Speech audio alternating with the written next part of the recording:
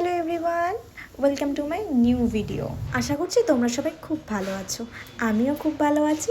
আজকে তোমাদের সাথে একটা বাটা মাছের রেসিপি শেয়ার করব, সর্ষে পোস্ত দিয়ে। একদম হালকা পাতলা ঝোল হয়, গরমে কিন্তু খুব ভালো লাগে খেতে। আর মাছ ভাজতে ভাজতে দেখি আমার গ্যাস দিয়ে আছে শেষ হয়।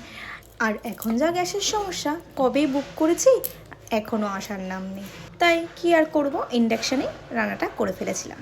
প্রথমেই আমি মাছগুলোতে নুন হলুদ মাখিয়ে কিছুক্ষণ রেখে দিয়েছিলাম। তারপরে মাছগুলো আমি হালকা করে ভেজে নিয়েছিলাম, কিন্তু হালকা করে ভাজতে গিয়ে আমার মাছগুলো লেগে যাচ্ছিলো কড়াইতে, তাই জন্য একটু কড়া হয়ে গেছিলো।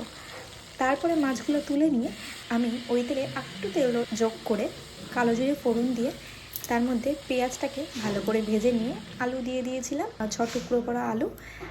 ওটাও ভালো করে ভেজে নিয়ে একটু জল দিয়ে হলুদ আর নুন আর কাঁচা লঙ্কা দিয়ে ভালো করে কষিয়ে নিয়েছিলাম। ভালো করে কষানো হয়ে যাওয়ার পর ঝোল যেরকম রাখবো সেরকম অনুযায়ী আমি জল দিয়ে মাছগুলো দিয়ে ভালো করে ফুটতে দিয়েছিলাম। লাস্টে সর্ষে আর পোস্ত বেটে আমি তার মধ্যে দিয়ে দিয়েছিলাম। এখানে কিন্তু আমি সাদা সর্ষে ইউজ করেছি।